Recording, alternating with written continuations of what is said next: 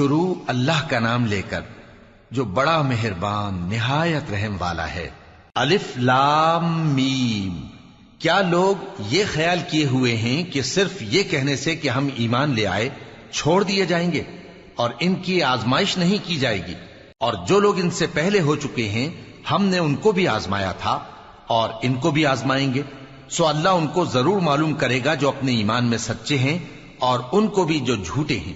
کیا وہ لوگ جو برے کام کرتے ہیں یہ سمجھے ہوئے ہیں کہ یہ ہمارے قابو سے نکل جائیں گے؟ جو فیصلہ یہ کرتے ہیں برا ہے۔ جو شخص اللہ کی ملاقات کی امید رکھتا ہو تو اللہ کا مقرر کیا ہوا وقت ضرور آنے والا ہے، اور وہ سننے والا ہے، جاننے والا ہے۔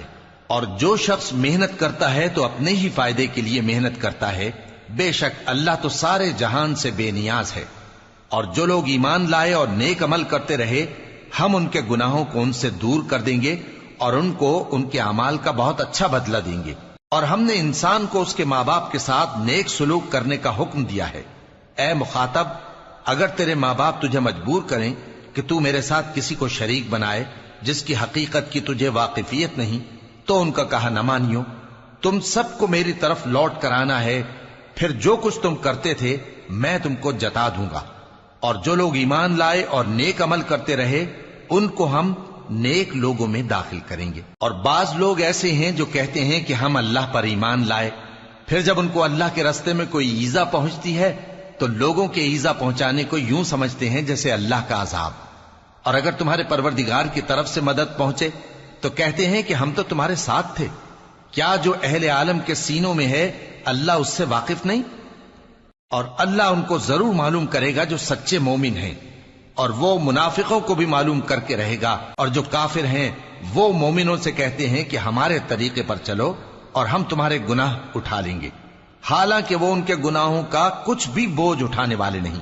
کچھ شک نہیں کہ یہ جھوٹے ہیں، اور یہ اپنے بوجھ بھی اٹھائیں گے اور اپنے بوجھوں کے ساتھ اور لوگوں کے بوجھ بھی۔ اور جو جھوٹ یہ لوگ گھڑتے رہے قیامت کے دن ان کی ان سے ضرور پرسش ہوگی۔ اور ہم نے نوح کو ان کی قوم کی طرف بھیجا تو وہ ان میں 50 برس کم 1000 برس رہے۔ پھر ان لوگوں کو طوفان کے عذاب نے آ پکڑا اور وہ ظالم تھے۔ پھر ہم نے نوح کو اور کشتی والوں کو نجات دی اور کشتی کو اہل عالم کے لیے نشانی بنا دیا۔ اور ابراہیم کو یاد کرو جب انہوں نے اپنی قوم سے کہا کہ اللہ کی عبادت کرو اور اس سے ڈرو، اگر تم سمجھ رکھتے ہو تو یہ تمہارے حق میں بہتر ہے۔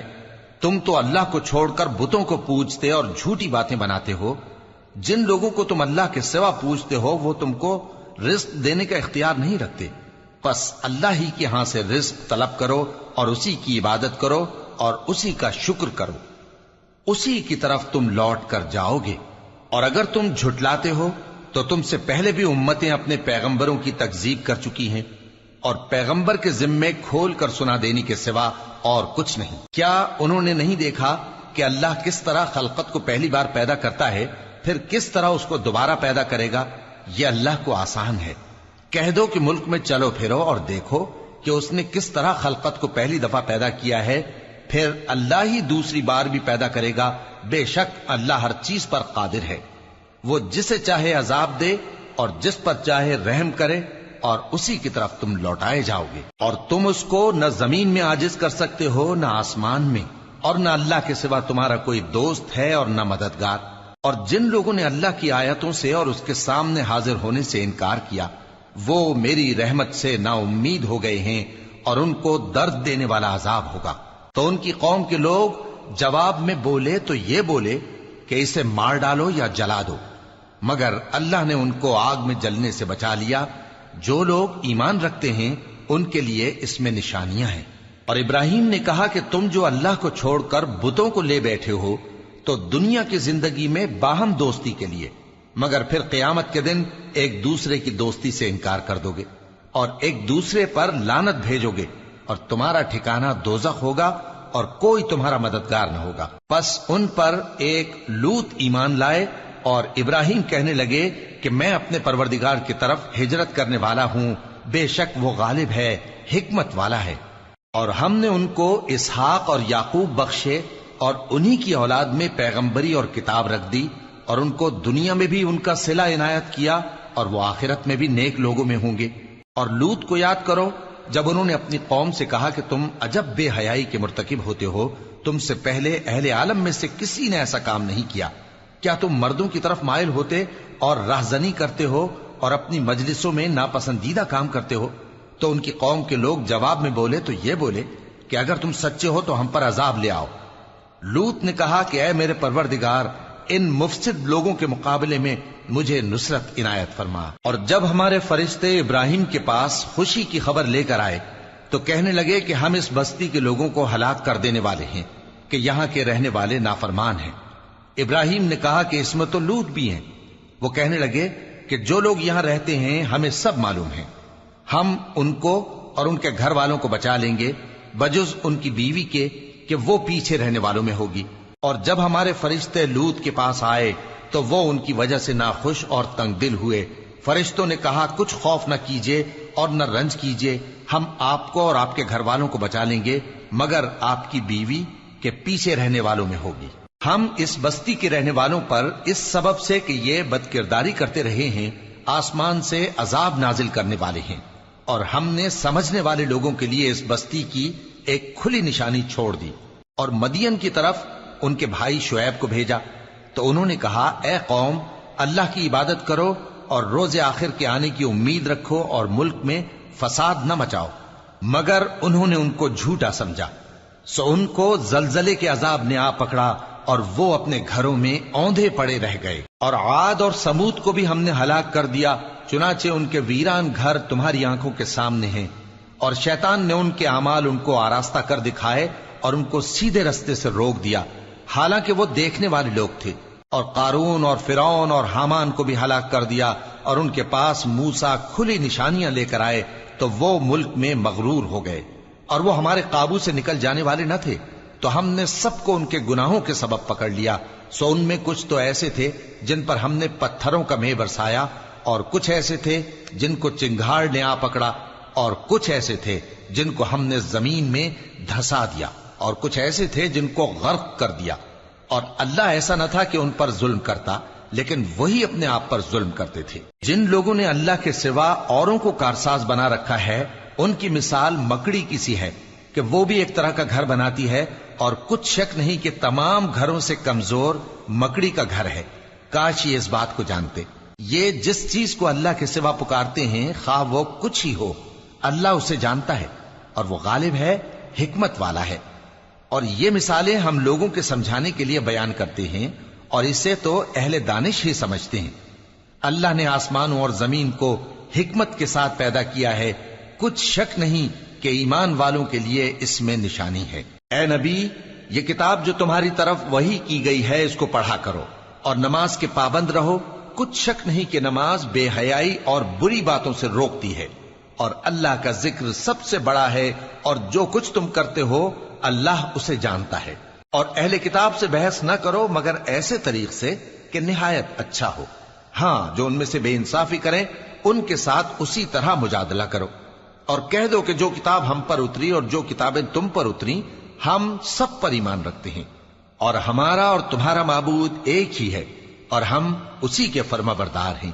اور اسی طرح ہم نے تمہاری طرف کتاب اتاری ہے تو جن لوگوں کو ہم نے کتابیں دی تھیں وہ اس پر ایمان لے آتے ہیں، اور بعض ان مشرک لوگوں میں سے بھی اس پر ایمان لے آتے ہیں، اور ہماری آیتوں سے وہی انکار کرتے ہیں جو ہیں ہی کافر۔ اور تم اس سے پہلے کوئی کتاب نہیں پڑھتے تھے اور نہ اسے اپنے ہاتھ سے لکھ ہی سکتے تھے۔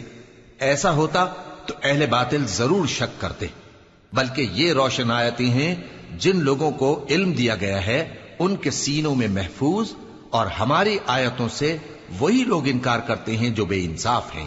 اور کافر کہتے ہیں کہ اس پر اس کے پروردگار کی طرف سے نشانیاں کیوں نازل نہیں ہوئیں؟ کہہ دو کہ نشانیاں تو اللہ ہی کے پاس ہیں، اور میں تو کھلم کھلا خبردار کرنے والا ہوں۔ کیا ان لوگوں کے لیے یہ کافی نہیں کہ ہم نے تم پر کتاب نازل کی جو ان کو پڑھ کر سنائی جاتی ہے؟ کچھ شک نہیں کہ مومن لوگوں کے لیے اس میں رحمت اور نصیحت ہے۔ کہہ دو کہ میرے اور تمہارے درمیان اللہ ہی گواہ کافی ہے۔ جو چیز آسمانوں اور زمین میں ہے وہ سب کو جانتا ہے، اور جن لوگوں نے باطل کو مانا اور اللہ سے انکار کیا وہی نقصان اٹھانے والے ہیں۔ اور یہ لوگ تم سے عذاب کے لیے جلدی کر رہے ہیں، اور اگر ایک وقت مقرر نہ ہو چکا ہوتا تو ان پر عذاب آ بھی گیا ہوتا، اور وہ کسی وقت میں ان پر ضرور اچانک آ کر رہے گا اور ان کو معلوم بھی نہ ہوگا۔ یہ تم سے عذاب کے لیے جلدی کر رہے ہیں، جبکہ دوزخ تو کافروں کو گھیر لینے والی ہے۔ جس دن عذاب ان کو ان کے اوپر سے اور ان کے پیروں کے نیچے سے ڈھانک لے گا، اور اللہ فرمائے گا کہ جو کام تم کیا کرتے تھے اب ان کا مزہ چکھو۔ اے میرے بندو جو ایمان لائے ہو، میری زمین فراخ ہے تو میری ہی عبادت کرو۔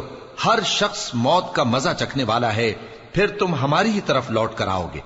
اور جو لوگ ایمان لائے اور نیک عمل کرتے رہے، ان کو ہم بہشت کے اونچے اونچے محلوں میں جگہ دیں گے، جن کے نیچے نہریں بہ رہی ہیں، ہمیشہ ان میں رہیں گے۔ نیک عمل کرنے والوں کا یہ خوب بدلہ ہے، جو صبر کرتے اور اپنے پروردگار پر بھروسہ رکھتے ہیں۔ اور بہت سے جانور ہیں جو اپنا رزق اٹھائے نہیں پھرتے، اللہ ہی ان کو رزق دیتا ہے اور تم کو بھی، اور وہ سننے والا ہے، جاننے والا ہے۔ اور اگر ان سے پوچھو کہ آسمانوں اور زمین کو کس نے پیدا کیا اور سورج اور چاند کو کس نے تمہارے زیر فرمان کیا، تو کہہ دیں گے اللہ نے۔ تو پھر یہ کہاں الٹے جا رہے ہیں؟ اللہ ہی اپنے بندوں میں سے جس کے لیے چاہتا ہے روزی فراخ کر دیتا ہے، اور جس کے لیے چاہتا ہے تنگ کر دیتا ہے۔ بے شک اللہ ہر چیز سے واقف ہے۔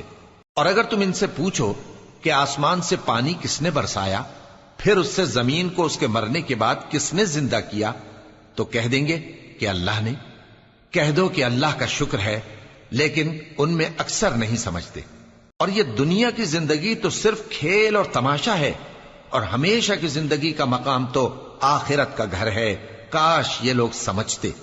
پھر جب یہ کشتی میں سوار ہوتے ہیں تو اللہ کو پکارتے، خالص کرتے ہوئے اسی کے لیے اطاعت کو، لیکن جب وہ ان کو نجات دے کر خشکی پر پہنچا دیتا ہے تو جھٹ شرک کرنے لگ جاتے ہیں، تاکہ جو ہم نے ان کو بخشا ہے اس کی ناشکری کریں اور فائدہ اٹھائیں۔ سو خیر ان قریب ان کو معلوم ہو جائے گا۔ کیا انہوں نے نہیں دیکھا کہ ہم نے حرم کو مقام امن بنایا ہے اور لوگ ان کے گرد و نواح سے اچک لیے جاتے ہیں؟ کیا یہ لوگ باطل پر اعتقاد رکھتے ہیں اور اللہ کی نعمتوں کی ناشکری کرتے ہیں؟ اور اس سے بڑا ظالم کون جو اللہ پر جھوٹ بہتان باندھے، یا جب حق بات اس کے پاس آئے تو اس کی تکذیب کرے؟ کیا کافروں کا ٹھکانہ جہنم میں نہیں ہے؟ اور جن لوگوں نے ہمارے راستے میں محنت کی، ہم ان کو ضرور اپنے رستوں پر چلا دیں گے، اور اللہ تو نیکوکاروں کے ساتھ ہے۔